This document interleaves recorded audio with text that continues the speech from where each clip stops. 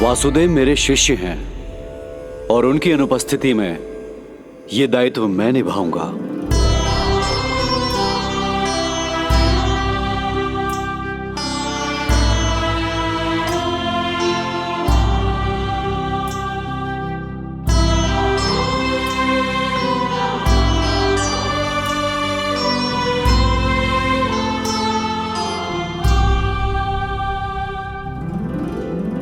इसे अपने पिता की ओर से स्वीकार करो पुत्र।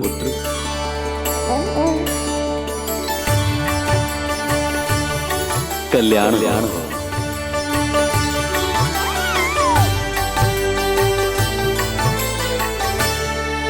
क्या दूं मैं इसे?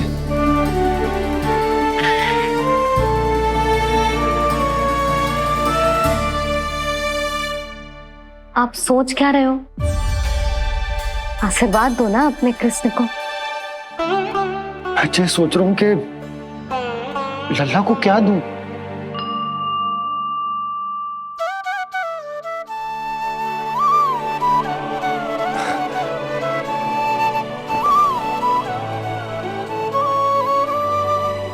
लल्ला, तू स्वयं ही बता दे, तुझे क्या चाहिए?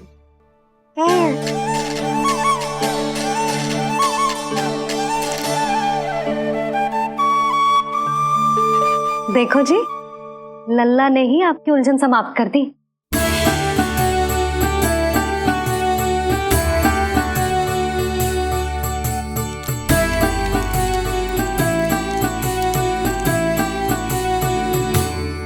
मेरा आशीर्वाद कि तेरा जे नाम कृष्ण तेरी प्रजा के लिए बहुत हितकारी हो।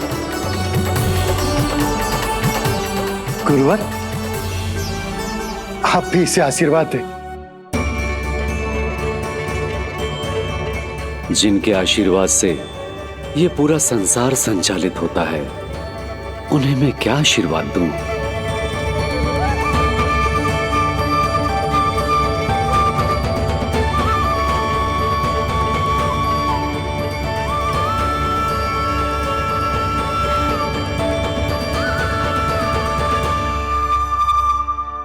आपने तो मुझे मेरा नाम दिया है ऋषिवर।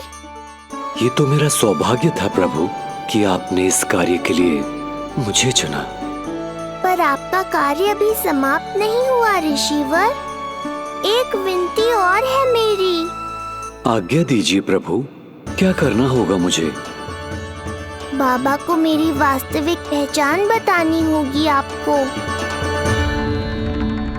और इन्हें इस बात के लिए मनाना होगा कि ये मैया को कभी भी मेरा सत्य पता ना चलने दे। पर प्रभु, मैं ये कैसे कर पाऊंगा? आप ही कर पाएंगे ऋषिवर, क्योंकि अब आप इस कृष्ण अवतार के मुख्य उद्देश्य को जानते हैं। बंद करो, बंद करो ये ध्वनिया। कौन सी ध्वनिया? ये ध्वनिया बंद करो, बंद करो। क्या सुनाई दे रहा है आप? ये शब्द जो मेरे कानों में गूंज रहा है। भरत, भरत समझिए। रुक जाइए। मुझे मारा।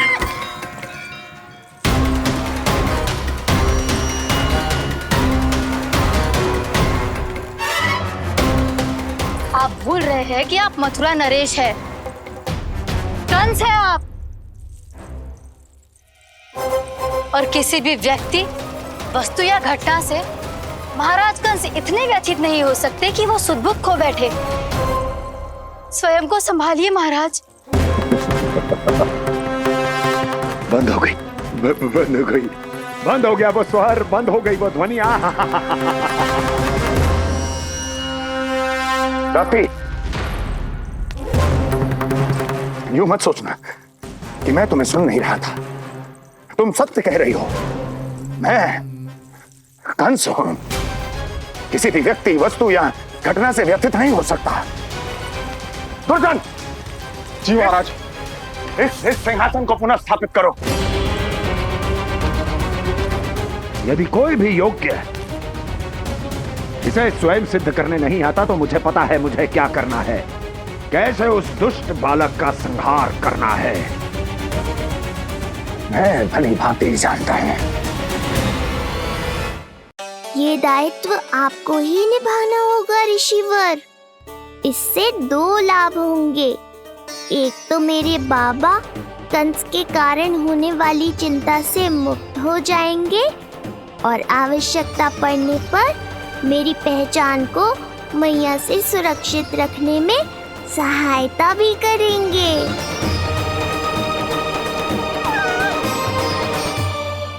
नंदराज, अब बलराम और कृष्ण दोनों को भूख लग गई होगी।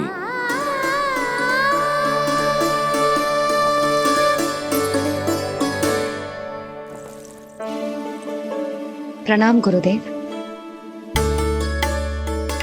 प्रणाम गुरुदेव।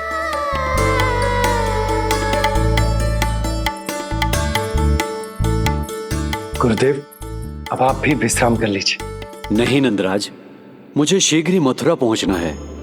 राजा वासुदेव और रानी देवकी मेरी प्रतीक्षा कर रहे होंगे। पर इससे पहले कि मैं जाऊं, मुझे आपको कुछ बताना है।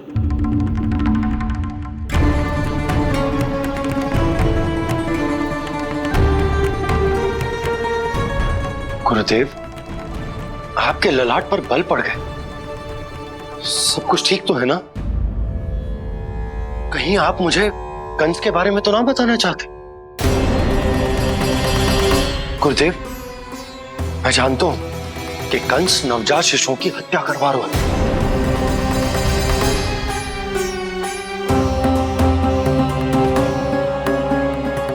कंस नहीं, कृष्ण के बारे में कुछ कहना है मुझे।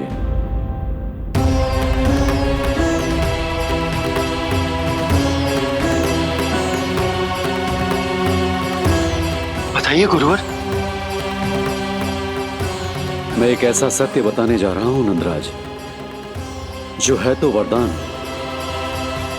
पर उसे स्वीकारना आपके लिए बहुत कठिन होगा। गुरुदेव, आप जो कह रहे हैं वो मैं समझ ना पा रहा हूं। बताइए ना।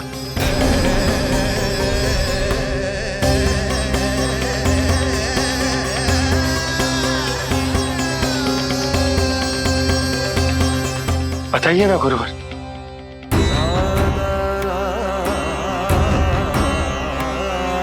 सत्य यह है नंदराज, कृष्ण राजा वासुदेव के पुत्र हैं। कृष्ण राजा वासुदेव के पुत्र हैं। कृष्ण राजा वासुदेव के पुत्र हैं।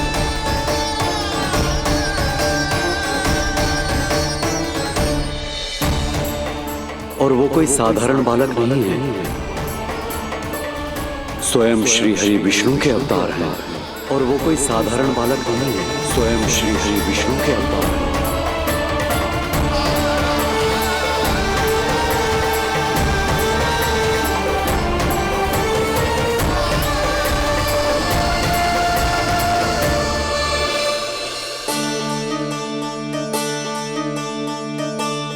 अशु विचित्र लग रहा है।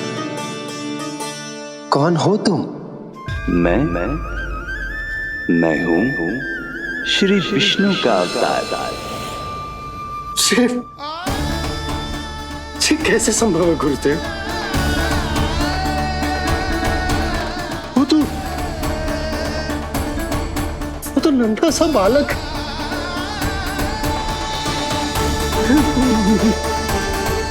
वो श्री नारायण का अवतार कैसे हो सकता है? और गुरुदेव, आप ये सोच भी कैसे सकते हैं कि वो मेरा लल्ला वसुदेव भैया का पुत्र है? यही सत्य है नंदराज, पिछले जन्म में मिले वरदान का फल है ये।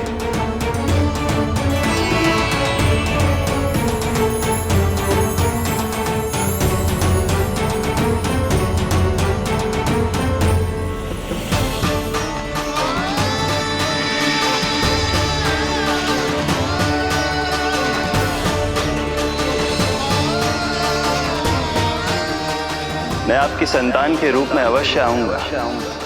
किंतु उसके लिए आपको मेरे अगले अवतार के बाद एक और अवतार की प्रतीक्षा करनी होगी, क्योंकि अगले जन्म के लिए मैं पहले ही ये वरदान माता देवकी को दे चुका हूं। इस समय मैं विवश हूं, किंतु मैं आपको वचन देता हूं, आपकी संतान बनकर अवश्य आऊंगा, अवश्य आऊंगा। प्रभु, श्रीहरि को अपने सामने देखकर मेरी व्याकुलता का बांध टूट गया है। 2 जन्म बहुत बड़ा समय होता है स्वामी। अपने पुत्र के रूप में हरि को गोद में खिलाने के लिए अब मैं और 2 जन्मों तक प्रतीक्षा नहीं कर सकती। धरा!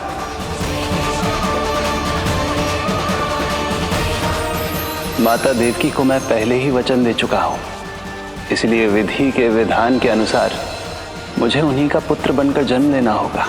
किंतु आपकी आतुरता का अनुभव करने के बाद अब मैं भी आपका स्नेह पाने से स्वयं को और वंचित नहीं रख सकता। ये जो भी हो रहा है प्रभु की ही लीला है। कृष्ण के जन्म के तुरंत बाद भगवान विष्णु के आदेश पर वासुदेव जी के यहां आना पड़ा और आपकी और रानी यशोदा की पुत्री को अपने पुत्र के साथ बदलना पड़ा और इस तरह कृष्ण आपके और रानी यशोदा के पुत्र बन गए।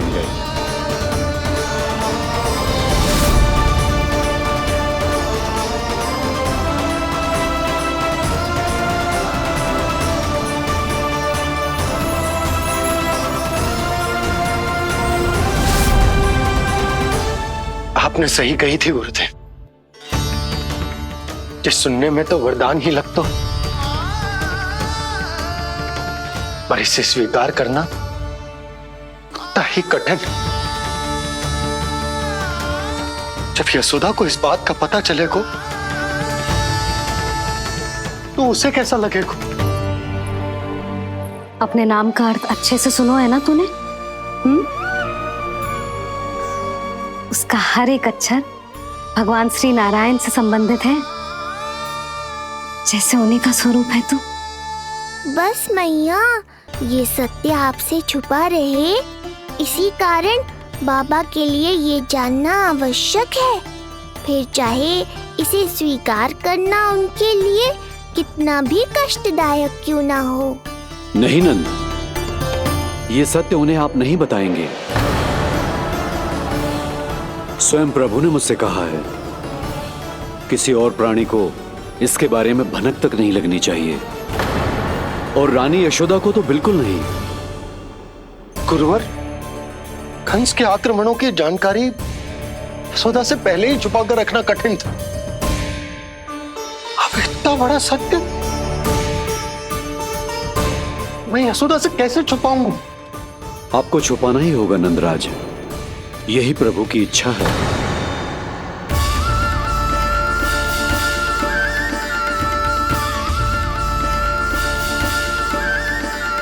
और क्यों गुरुवर? ताकि नारायण अपनी मैया की ममता का अनुभव कर पाए। यही तो उनके अवतार का मुख्य उद्देश्य है। मुख्य उद्देश्य? हाँ नंदराज, नर नारायण के अवतार में अपनी तपस्या करते समय प्रभु ने जो अनुभव किया था, उसके कारण ममता के सुख का अनुभव करने के लिए प्रभु व्याकुल हो उठे थे। ऐसा क्या हुआ था, मुझे भी बताइए। हो सकता है ये बात इस सत्य को स्वीकार करने में मेरी सहायता करे। बहुत समय पहले की बात है। अनेक देवी देवता परम प्रभु विष्णु के पास बैकुंठ गए थे। वहां प्रभु की आंखों में आंसू देखकर वो सभी स्तब्ध रह गए।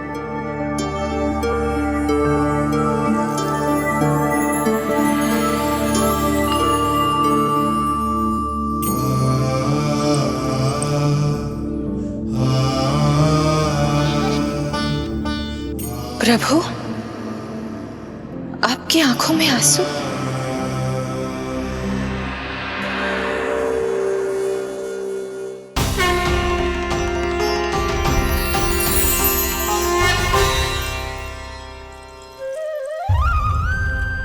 चिंता मत कीजिए। आप सब तो जानते हैं, हिरण्यकश्यप को मारने के लिए मैंने नरसिंह अर्थात आधे मानव और आधे सिंह के रूप में अवतार लिया था। उस राक्षस का वध करने के बाद नर और सिंह दोनों भागों ने अलग अलग होकर नर और नारायण के रूप में पुनः जन्म लिया। वर्तमान में वो दोनों बद्रिकाश्रम में तपस्या कर रहे हैं।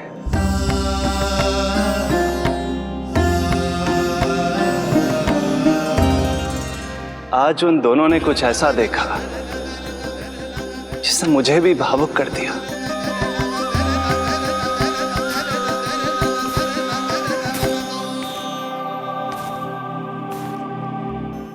सखा, ये युवक कौन है? निकट के एक गांव के धनी व्यापारी का पुत्र है ये। प्रत्येक संध्या वन के उस पार ये अपनी प्रेयसी से मिलने जाता है और फिर रात्रि भर उस नर्तकी के साथ सहवास करने के बाद सुबह अपने निवास को लौट आता है। यदि यही इसका नित्य क्रम है तो फिर आज ये इतने तनाव में क्यों है?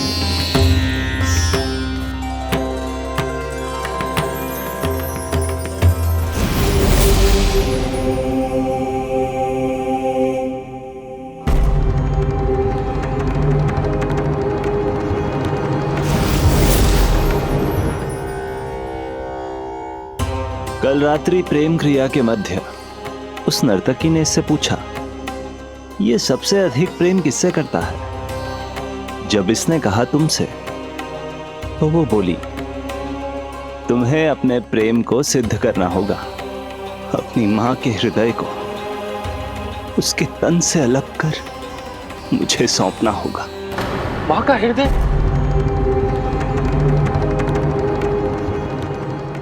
आया अपनी मां का हृदय? ये जिज्ञासा यक्ष प्रश्न बनकर पूरे दिन नर और नारायण के मस्तिष्क में कौंधती रही। उन्होंने संध्या होने तक वहीं नदी किनारे प्रतीक्षा करने का निर्णय लिया ताकि वो ये जान सके कि क्या वो युवक अपनी क्रूर प्रेयसी को छोड़ेगा या वासना में अंधा होकर अपनी ही माता की हत्या करने का जघन्य अपराध करेगा। अब उसके वन पार करने का समय बीत चुका है। युवक ने विवेक का परिचय दिया है सखा। हे प्रभु, आपका कोटि कोटि धन्यवाद।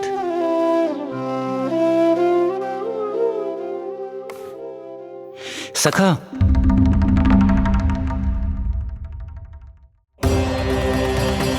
सखा मुझे बताओ, जो अकल्पनीय था कहीं वो घट तो नहीं गया?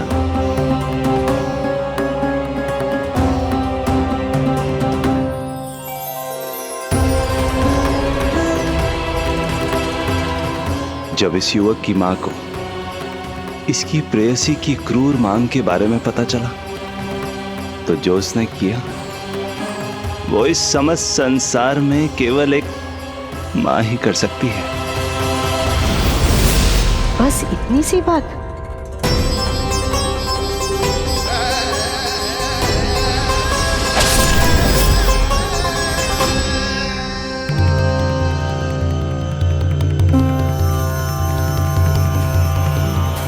संभाल के मेरे बेटे, कहीं चोट ना लग जाए तुझे। संभाल के मेरे बेटे, कहीं चोट ना लग जाए तुझे। संभाल के मेरे बेटे, कहीं चोट ना लग जाए तुझे। ये तो उसकी मां की पुकार है। मां, मैंने क्या कर दिया मां? मां!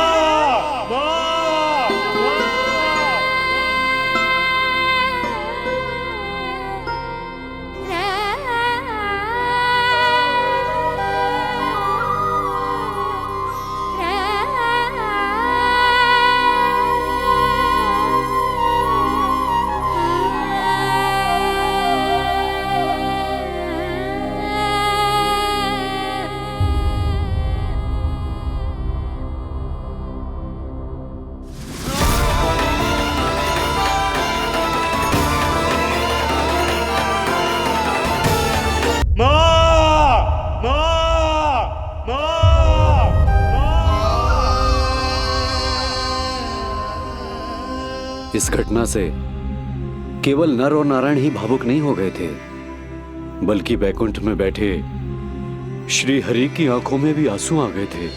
ममता के लिए तरसने लगे थे वो। इसीलिए उनके इस अवतार का मुख्य उद्देश्य है मां की ममता का अनुभव करना। यही कारण है कि ये सत्य आपको रानी यशोदा से छुपाना ही होगा नंदराज। नहीं तो वो कृष्ण को मां की दृष्टि से नहीं, एक भक्त की दृष्टि से देखेंगी, और प्रभु जिस आनंद के लिए इतना कष्ट उठा रहे हैं उससे ही वंचित रह जाएंगे। बोलिए नंदराज, आप श्री नारायण के इस सत्य को गुप्त रखेंगे ना?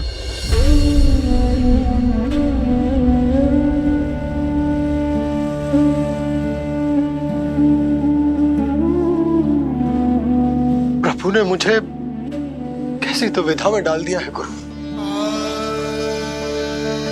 यशोदा से तो ये सत्य मैं छुपा भी लूंगा,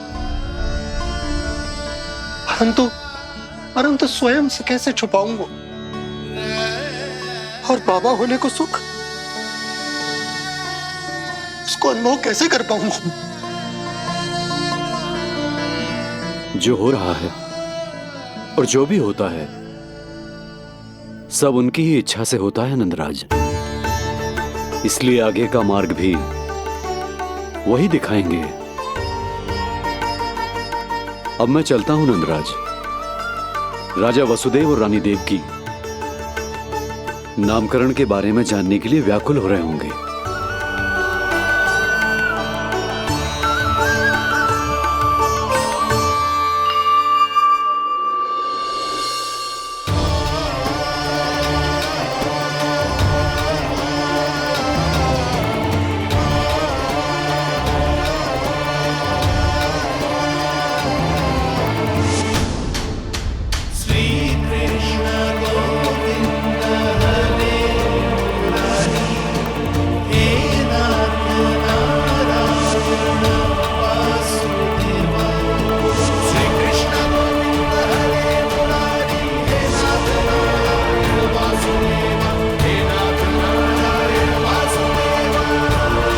सत्य ये है नंदराज, कृष्ण राजा वासुदेव के पुत्र हैं।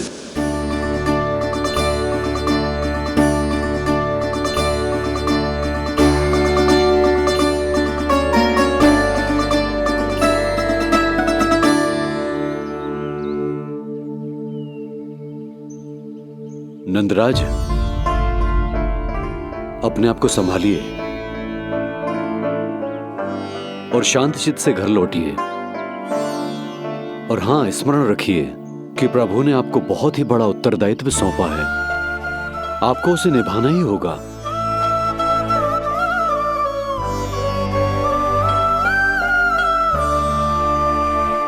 प्रभु आपको शक्ति दे।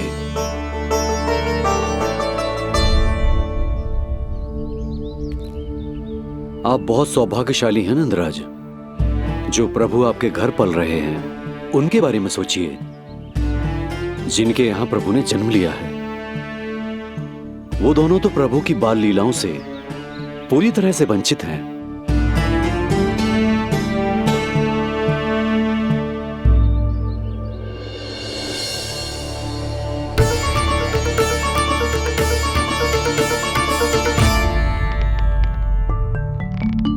कहाँ रह गए तेरे बाबा लल्ला? जो आए क्यों ना अब तक?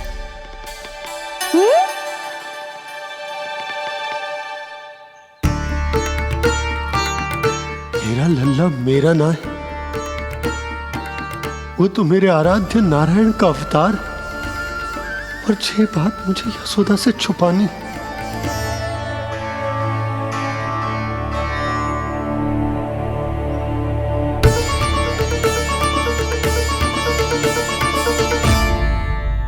बाबा वहीं खड़े मत रहो, अब आ भी जाओ ना।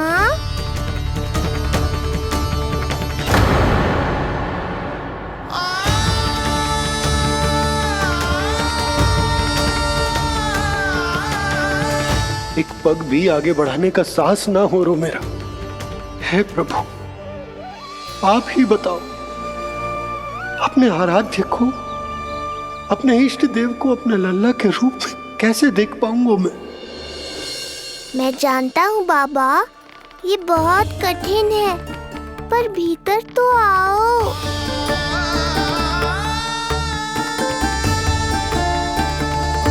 अब आ भी जाओ बाबा, ऐसे बाहर कब तक खड़े रहोगे आप?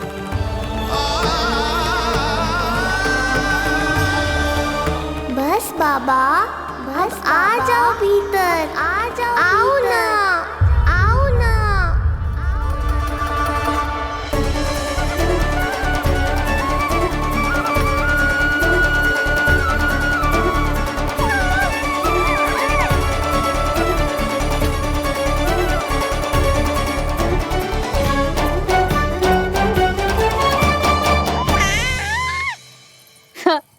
समझो?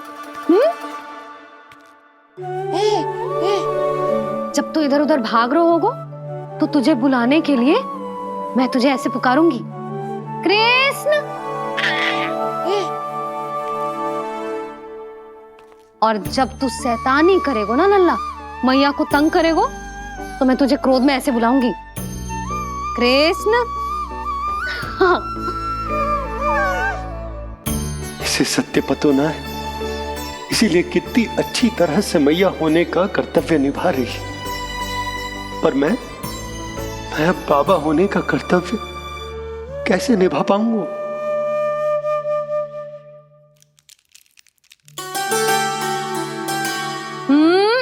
सावधान। इतनी अच्छी लगी तुझे बाबा की दीजे माला, कि मुंह में ले लियो तूने? मुंह में लेने की वस्तु ना है लल्ला। जैसे यशोदा आपको एक मैया की तरह सीख दे रही है, मैं आपको बाबा की तरह शिक्षा कैसे दे पाऊंगा प्रभु?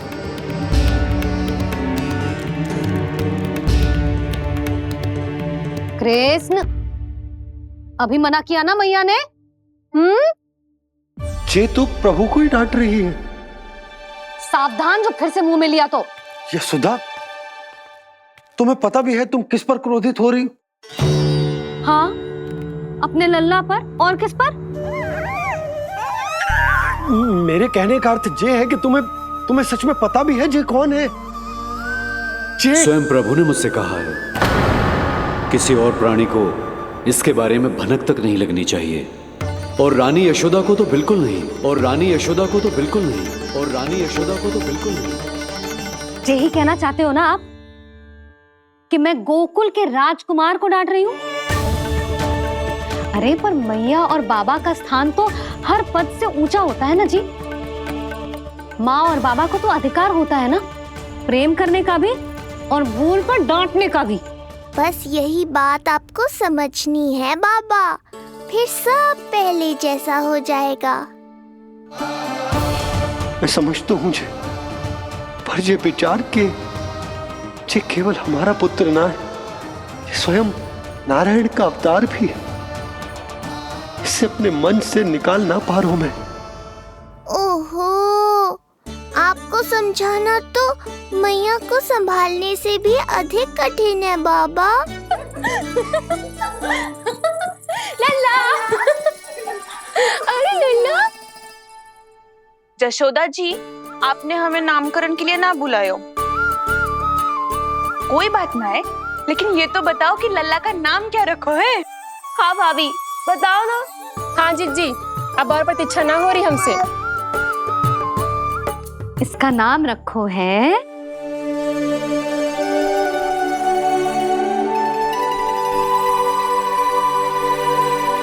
कृष्ण।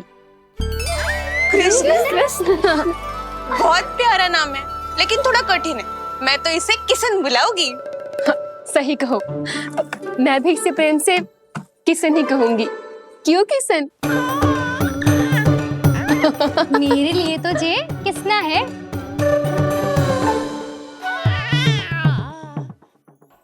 क्या कर रही हैं ये सब? बाबा, इन सब के लिए मैं केवल कृष्ण हूँ, भगवान नहीं। बस अब आप भी शीघ्र ही समझ जाओ ना ये। अरे तुम सब। हाँ हाँ, बुरा मुझे भी लग रहा है, जो सारी की सारी पहले ही दिन मेरे लल्ला का नाम बिगाड़ रही है। किंतु इसमें भी इन सब का प्रेम ही छुपा है, और हम सब तो प्रेम से भगवान को भी प्यारा सा नाम दे देते हैं, है ना? हाँ। सत्य तो ये है कि कृष्ण नाम बहुत अच्छा है, किंतु मैं भी अपने लल्ला को प्रेम का नाम देना चाहती हूँ। कान्हा बुलाऊंगी इसे, कान्हा बुलाऊंगी इसे, कान्हा बुलाऊंगी इसे।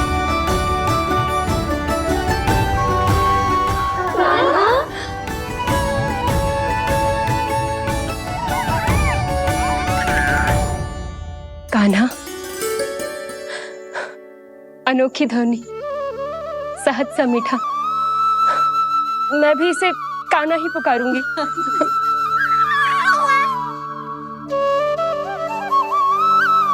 आप भी बुलाओ ना इसे। आप एक बार बुलाकर तो देखो, झट से पलट कर देखेगा आपको जी हमारा नटखट कान्हा। प्रभु, ये सब आपका सत्य ना जानती, पर मैं जानता हूं। अब इस मुख से आपका नाम केवल भक्ति भाव से ही निकल सकता है, वात्सल्य भाव से ना। जी की लल्ला का भी तो नामकरण हुआ था ना अपने लल्ला के साथ। हाँ भाभी, क्या नाम रखा गया है इसका? हाँ, बताओ ना। हाँ भाभी, बोलो ना, बताओ ना जीजी। ना, देखो, एक मैया से उसके लल्ला का नया नाम बताने का आनंद मैं ना छीन सकती। यदि तुम सबको कान्हा के दाऊ का नाम जानना है तो चलो सबके सब रोहिणी जीजी के पास। हाँ, सही कहो, सही कहो। मैं अभी आई। हाँ,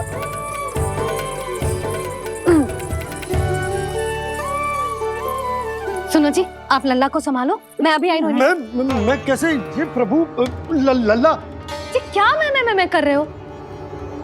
क्या हो गया आपको? मैं शीघ्र ही आ जाऊंगी। यशोदा, मुझसे दूर कब तक रहोगे बाबा?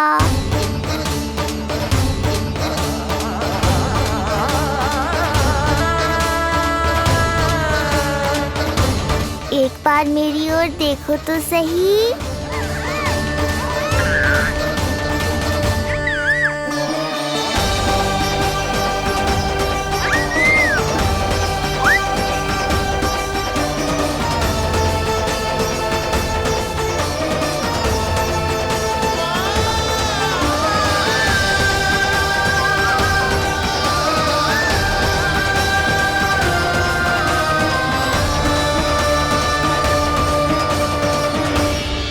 प्रभु, मुझे दुविधा में डालकर आप मुस्कुरा रहे हो। ये कैसी परीक्षा है?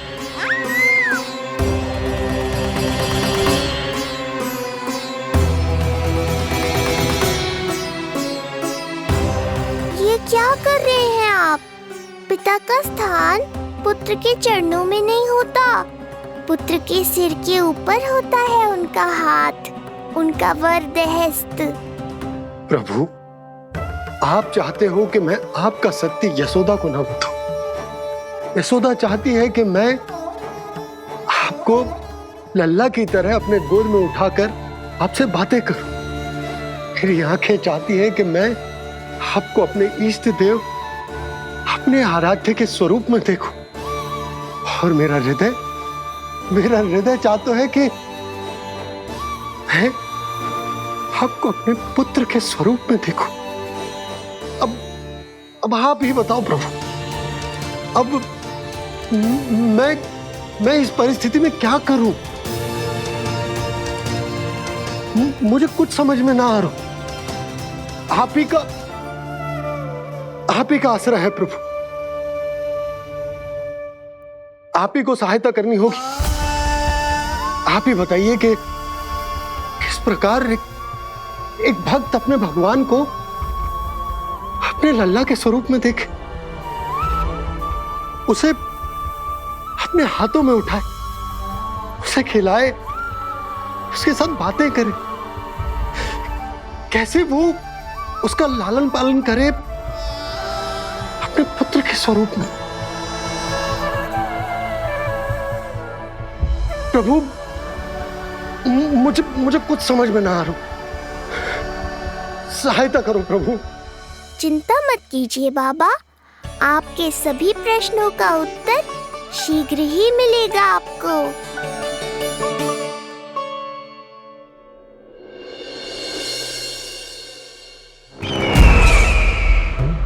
ऋषि गर्ग पधारे हैं महाराज।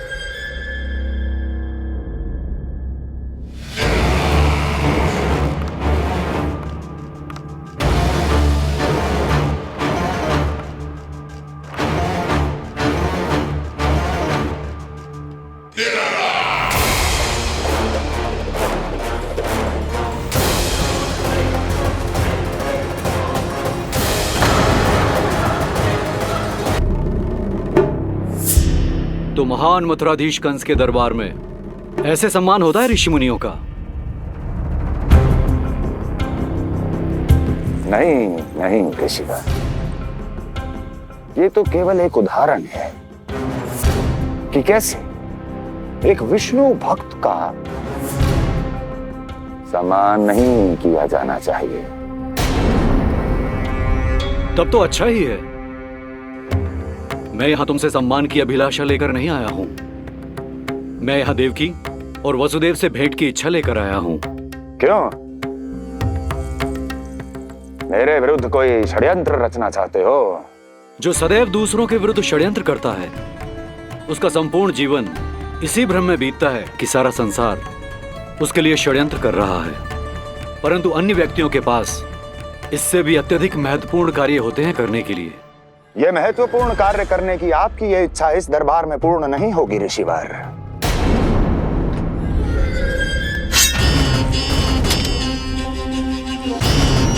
मैं आपको उन दोनों से भेंट करने की आज्ञा नहीं दूंगा। कैसे रोकोगे मुझे? कैसे? बड़ा ही विचित्र प्रश्न है, किंतु इसका उत्तर बड़ा ही सरल है ऋषिवर। जानते हैं मेरे दिन का आरंभ कैसे होता है? किसी ना किसी का संहार करके। और यदि एक संहार और हो जाएगा तो मुझे क्या अंतर पड़ेगा?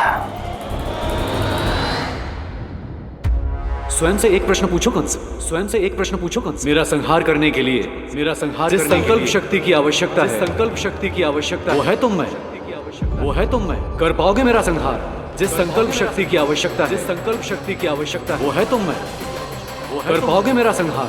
कर पाओगे मेरा संकल्प शक्ति की आवश्यकता है, संकल्प शक्ति की आवश्यकता। बोलो कंस, बोलो। यदि मैंने श्राप दे दिया, यदि मैंने श्राप दे दिया, कौन सा कवच तो तुम्हारा उसे सत्य होने से रोक पाएगा? उसे सत्य होने से रोक पाएगा? बोलो कंस, बोलो। यदि मैंने श्राप दे दिया, यदि मैंने श्राप दे दिया, कौन सा कवच तो तुम्हारा उसे सत्य होने से रोक पाएगा? उसे सत्य होने से रोक पाएगा? ऋषिवर, यदि आपके हृदय में स्वामी के विरुद्ध षड्यंत्र करने की इच्छा नहीं है, तो महाराज भी आपको किसी से भेंट करने से रोकना नहीं चाहेंगे, है ना महाराज?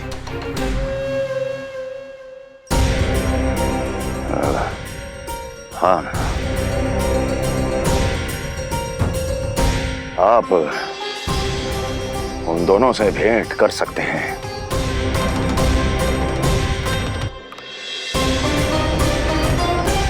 दुर्जन, इन सब पर दृष्टि रखो।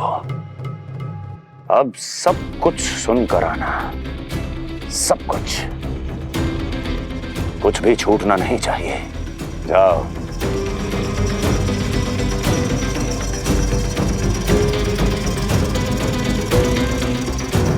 लगता है प्राप्ति राजकार्य सीख रही है मुझसे।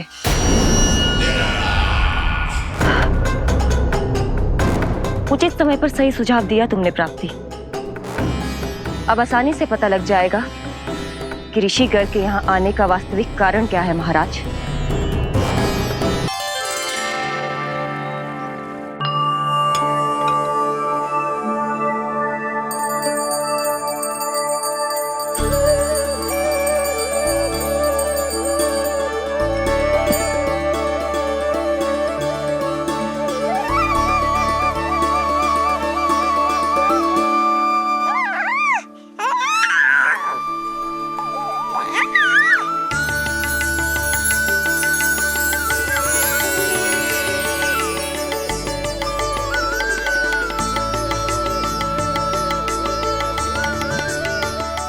स्वयं नारायण मेरे घर में है तो ये फूल उनके चरणों में क्यों चढ़ा रहा हूं? चित्त यार को मेरा लल्ला। किंतु बुरी दृष्टि वाला टीका लगाना तो भूल ही गई तेरी मैया। अभी आ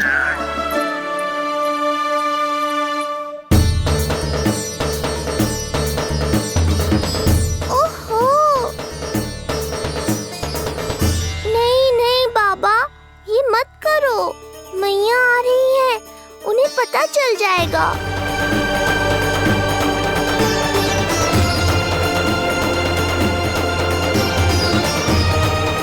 ये फूल तो आपके चरणों के लिए ही बने हैं प्रभु, इन्हें स्वीकार करें। बाबा, ये सत्य मैंने आपको अपना साथ देने के लिए बताया था, अपने आप को फंसाने के लिए थोड़ी ना।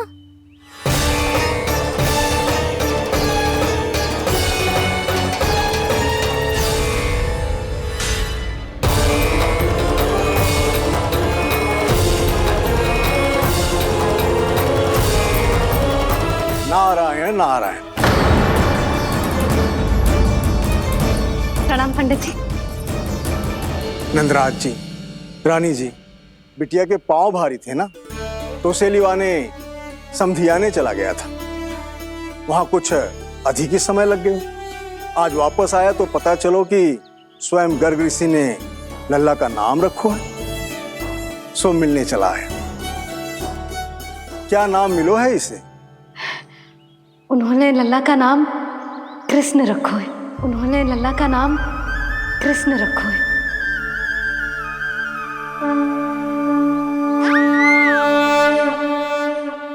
कृष्ण, आहा, उत्तम, अति उत्तम, बहुत मधुर नाम है।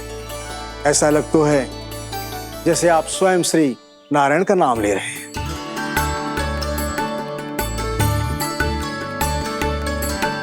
स्थिति को और गंभीर मत बनाओ पंडित जी, आपको तो बाबा के प्रश्नों का उत्तर देना है। एक बार मेरी ओर देख लो, आपको स्वयं ही पता चल जाएगा कि आपको इस समस्या को कैसे सुलझाना है।